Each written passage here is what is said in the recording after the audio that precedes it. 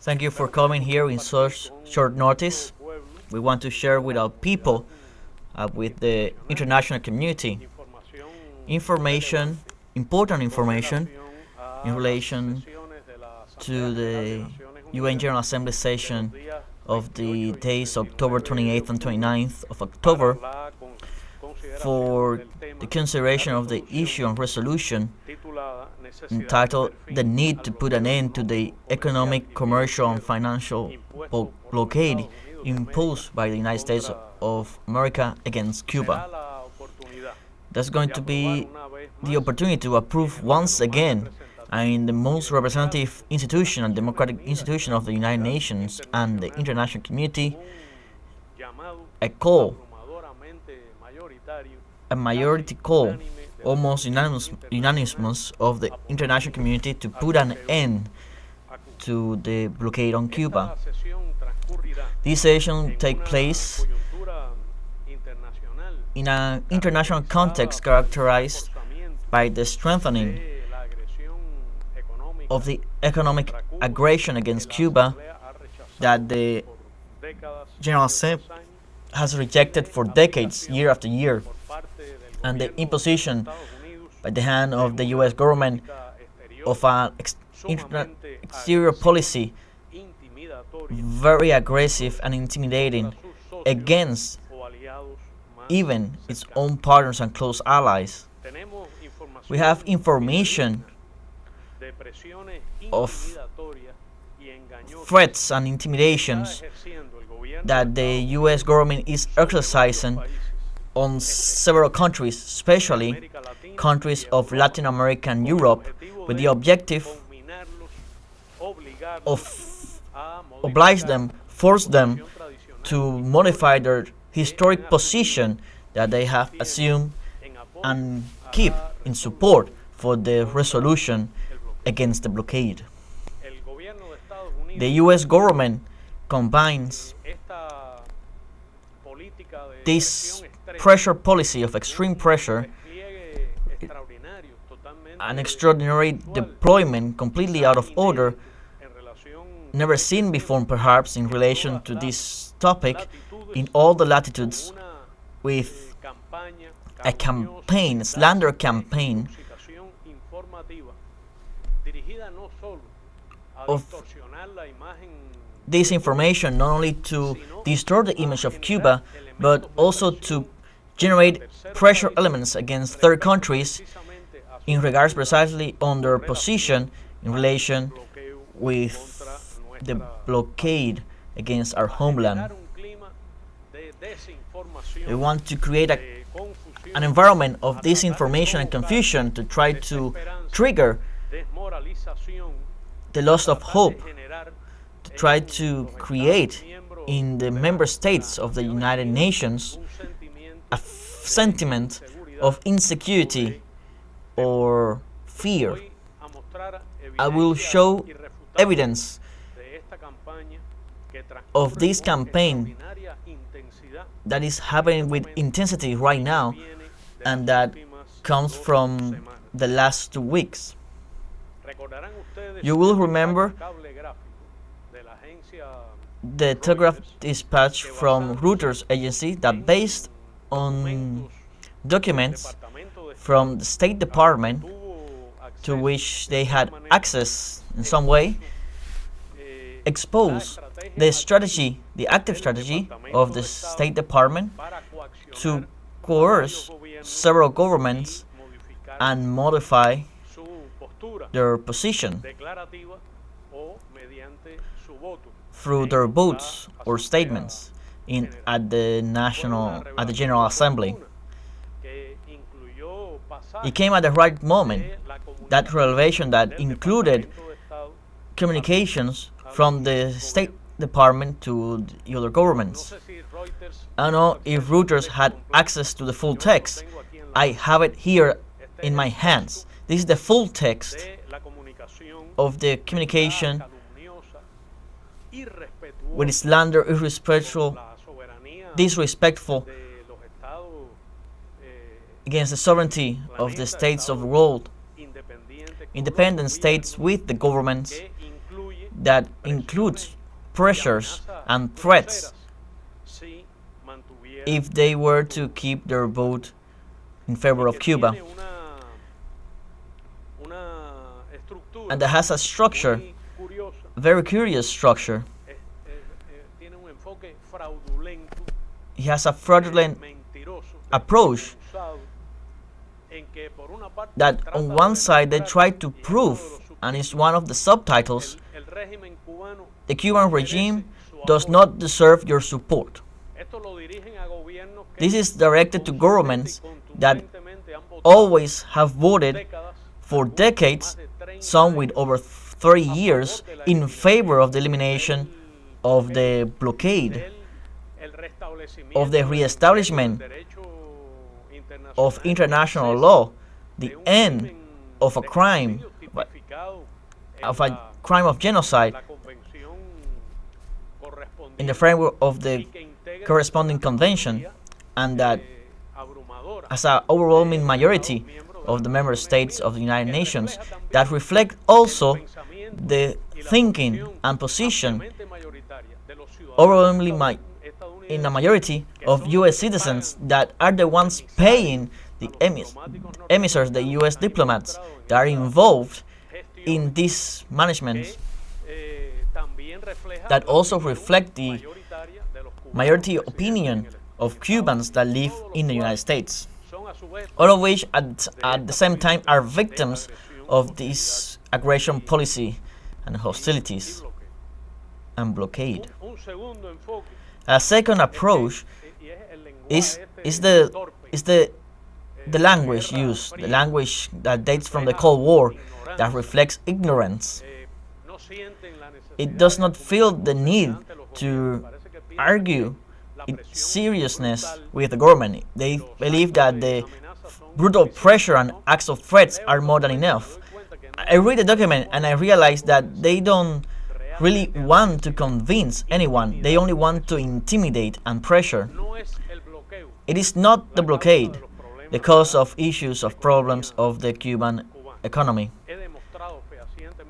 I have proven with data, and I'm willing to do so again. We are willing to debate on this issue. Experts are also willing to do this, Cuban experts in our economy, to show that the blockade is the main cause of the issues of our economy and the main obstacle for our development. In third place, the situation, it says here, the situation of human rights abuses in Cuba are greater than ever. So this is said by a country that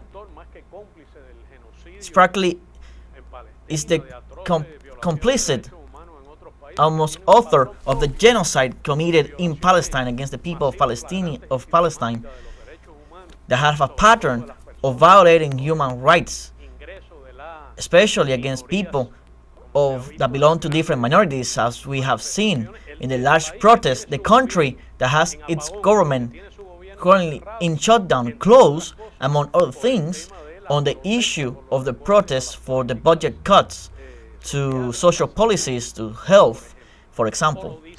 Or the country that has a policy today that is extremely anti-immigrant and repressive and racist, or a country that today is carrying out extrajudicial executions systematically and reiterated in its military deployment that threatens Venezuela and all America.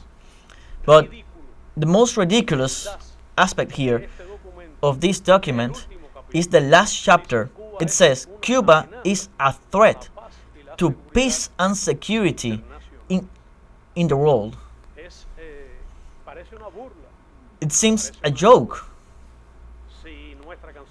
If our foreign ministry were to receive a document like this to ask us for something, we will feel offended. We will be respect our intelligence. That's what we will say. Respect our seriousness. messages, shameful messages.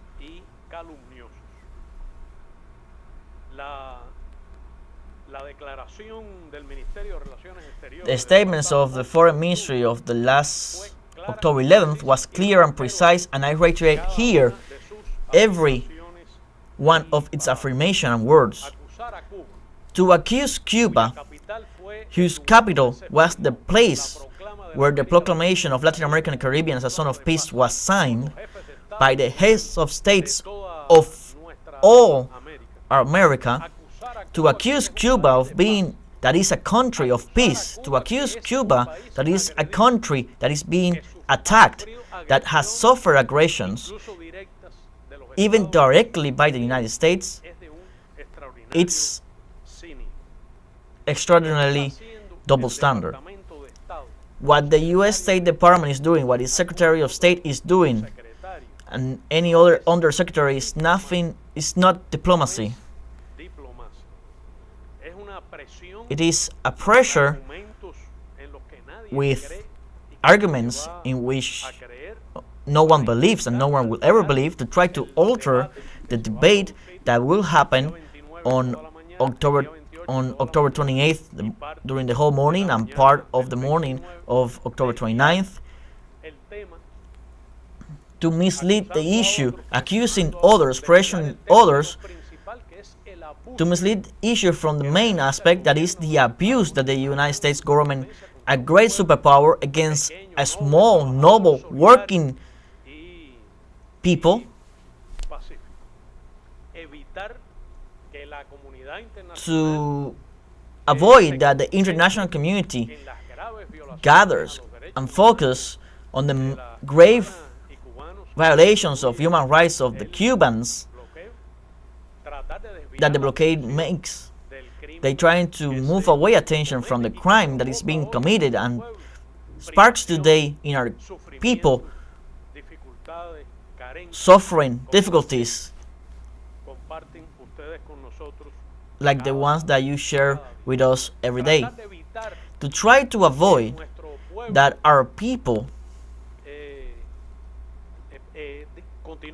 continues to denounce that behind the blackouts and the fragility of our power grid is the persecution, the U.S. persecution of the supplies of fuel, is the prohibition to third countries.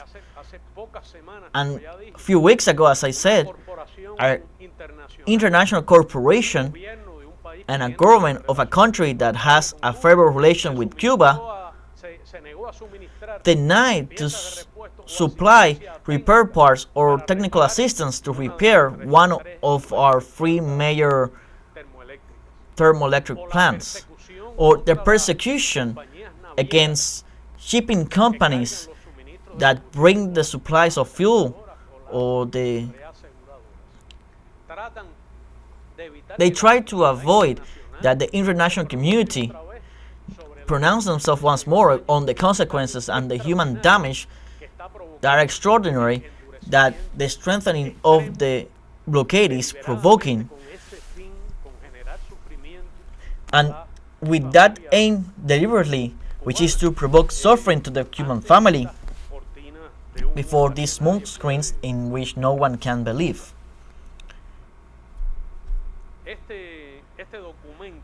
This document, well, was distributed by the government of the United States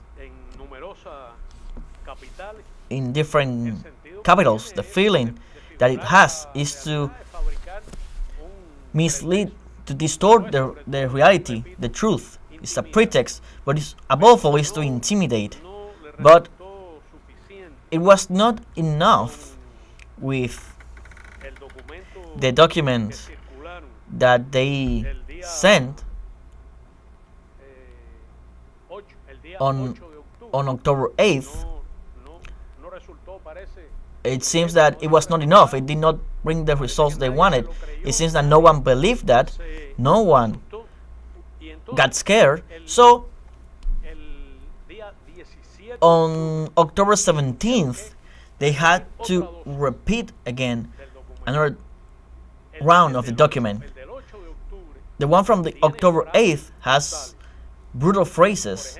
For example, it says that Cuba uses this debate and resolution as a weapon.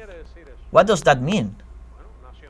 Well, the United Nations adopts hundreds of resolutions, and no one thinks that way.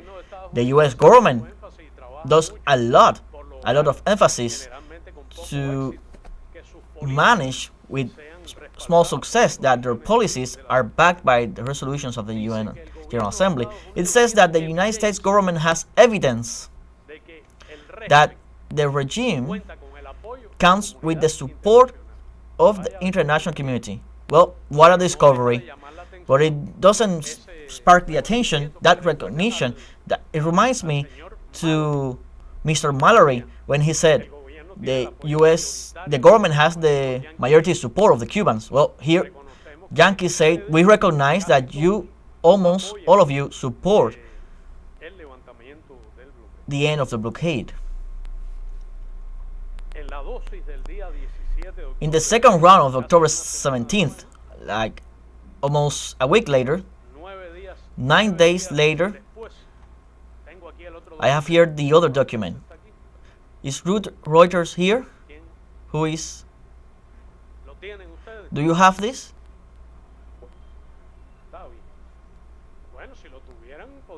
Well, if you have it, you could have published it like you did with the first one. Well, I have the second one here.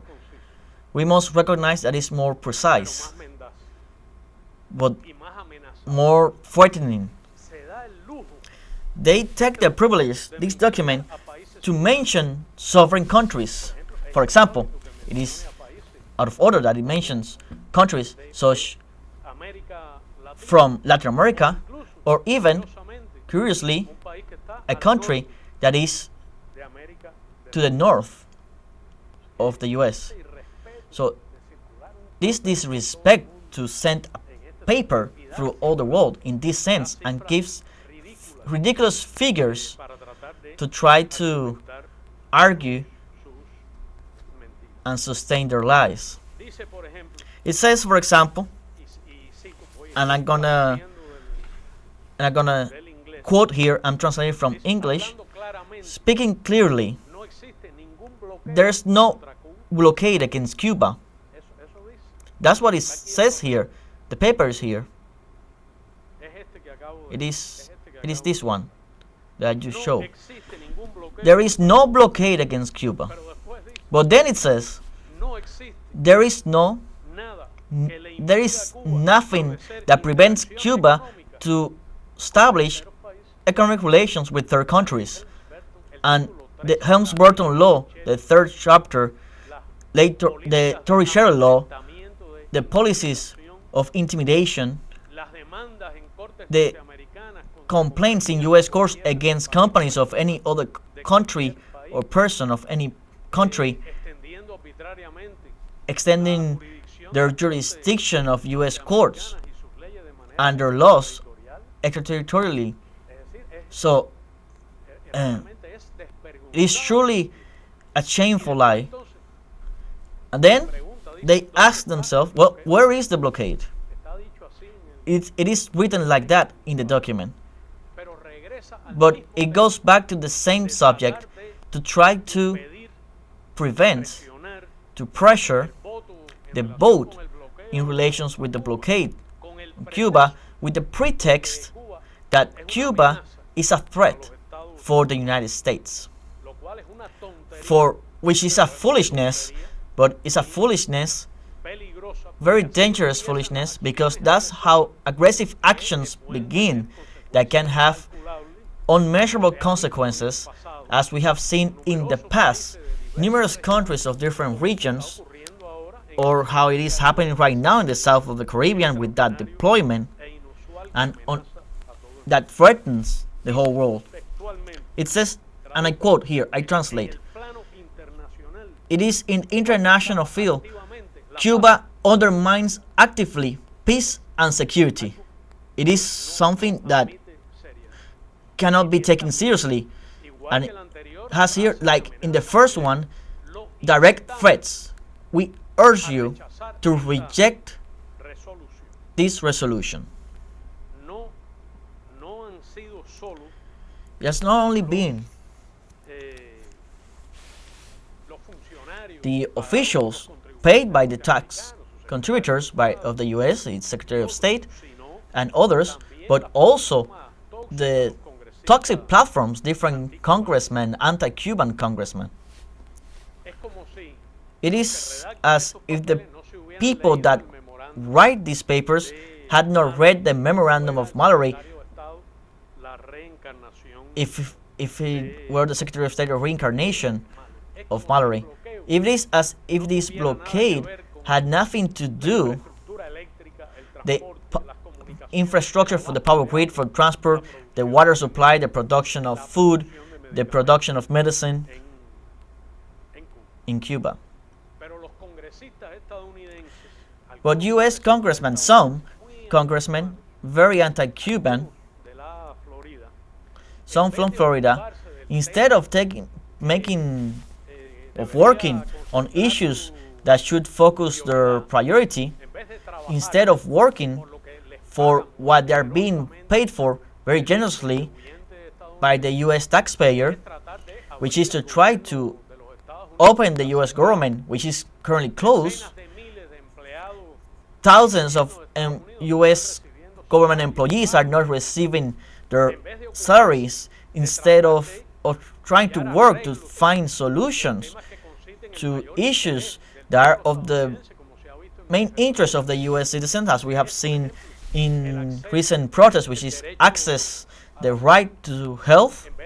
Instead of dealing from once again working and try to reopen the government, no, they are focused on the issue of the blockade on Cuba.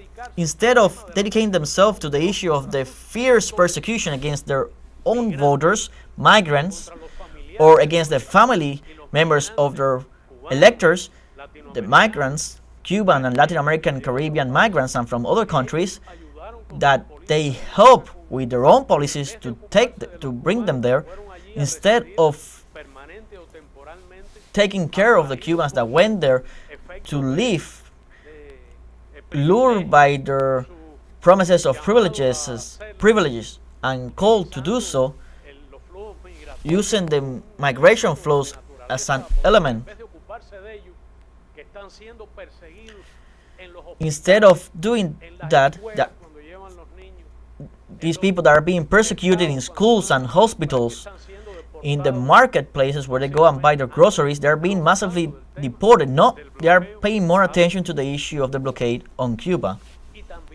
And also they have sent letters to a lot of countries, threatening them,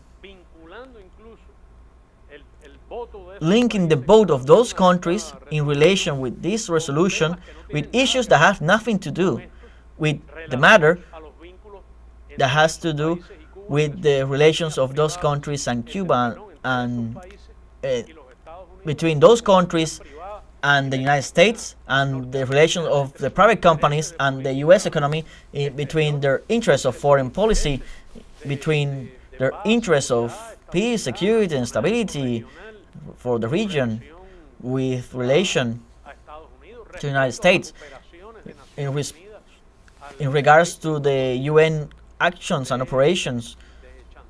So a position of blackmail, also threatening with commercial tariffs, and also with the issue of visas. So it is truly letters that insulting letters. So I brought one of them, one of those letters. I'm going to read some fragments. I'm going to be translating as well from English. Well, the great lie of the alleged involvement of Cuba in the conflict in Europe, in Ukraine.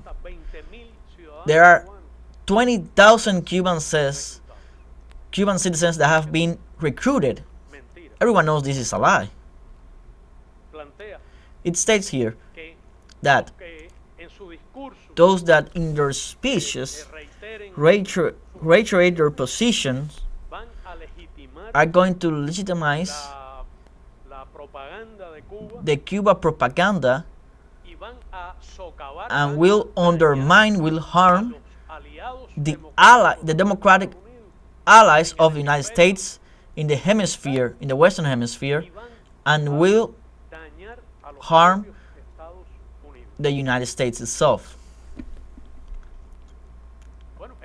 Well, this feels like it was written in the 60s, in the year 62, 63.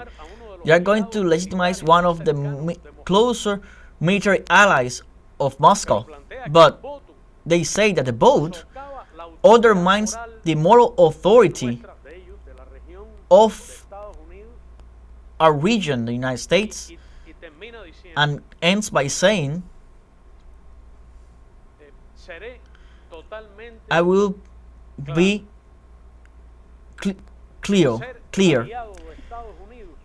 To be ally of the United States means to support the United States against the forces that harm, weaken, and erode liberty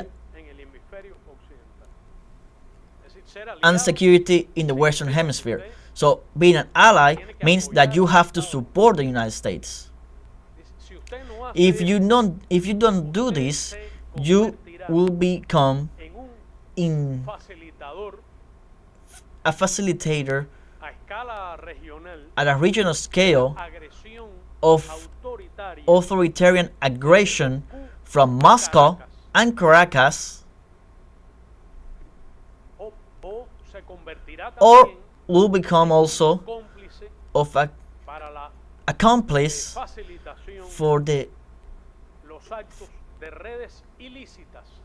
actions of illegal groups that threaten stability of the entire continent. So what they're talking about here, drug trafficking, terrorism, the same lie in which the military threat is being built against the region, linking terrorism, drug trafficking with a deployment, a military deployment.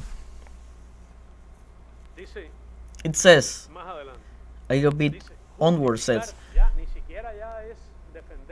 so to justify or defend that behavior, the one of voting at the UN, goes against the common security interests. So this was sent to an official. This was not sent to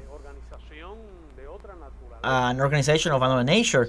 This letter is directed to foreign ministers and presidents and ambassadors. Very disrespectful. Continue saying, the government has always supported its democratic partners. And this is where the threat comes. I urge your government. In English it sounds harsher than in Spanish. It has a different background meaning. I urge your government to show the same clarity and conviction of objective and ethics opposing completely this resolution. And then it ends with the most direct threat that I have seen in this brutal campaign. It says, I hope that you give full and adequate consideration to this letter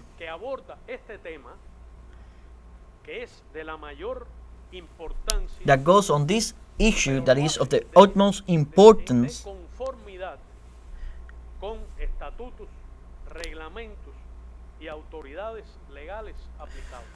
with rulings and statutes of the law that can be applied. What does this phrase mean?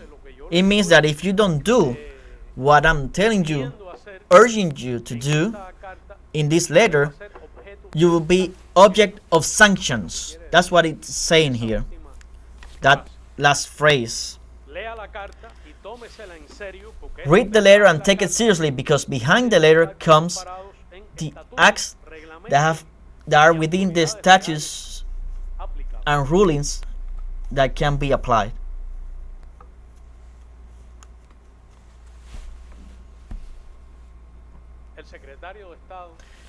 The U.S. State Secretary and some other undersecretary, many ambassadors of the United States, are right now at this moment in intense, aggressive diplomatic actions, both in Washington and different diplomatic headquarters, as well as in the capitals of different countries. The pressures that they are carrying out, especially in Europe and in Latin America, are brutal and of a great disrespect. They are speaking also of some officials.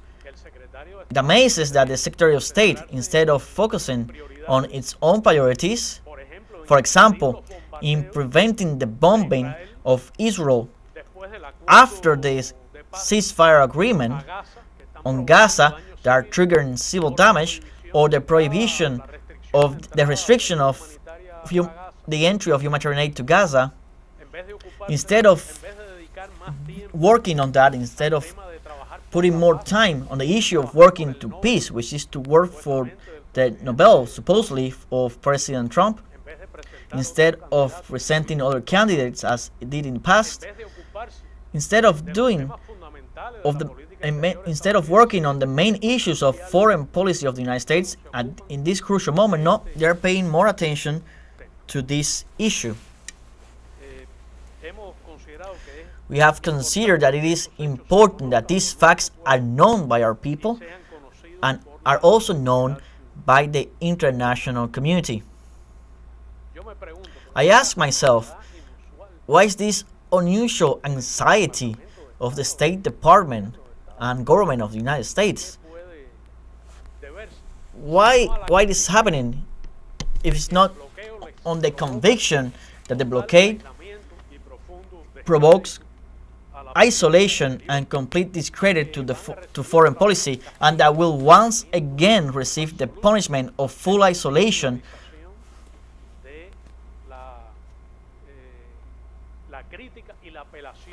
receive direct critique and call from governments from the whole planet to lift the blockade.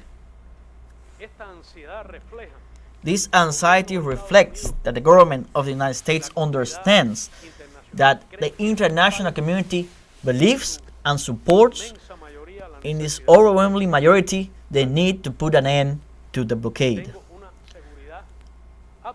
I have complete certainty that it will happen again like this on October 28th during the debate and on October 29th on mid-morning in that voting. I'm convinced that it's going to be a victory of the people, a victory of international law of the peoples of the South. I'm certain that the overwhelming majority of member states will once again vote for truth, and with the truth, for justice. They are going to vote to demand an end to the blockade. I'm certain of this, and I'm certain that truth will prevail over pressure, blackmail, and slander. I'm convinced that the result is going to be humanity against the policies of the U.S. government. The international community, the powerful UN General Assembly against the blockade of the United States government. The United States government is going to be left isolated, perhaps with some lackeys. That is going to be a great victory of the Cuban Revolution, a victory of Cuba, which will have the double, will be worth double for the harsh circumstances that international life is going through. Thank you very much. Con la convicción absoluta de que Cuba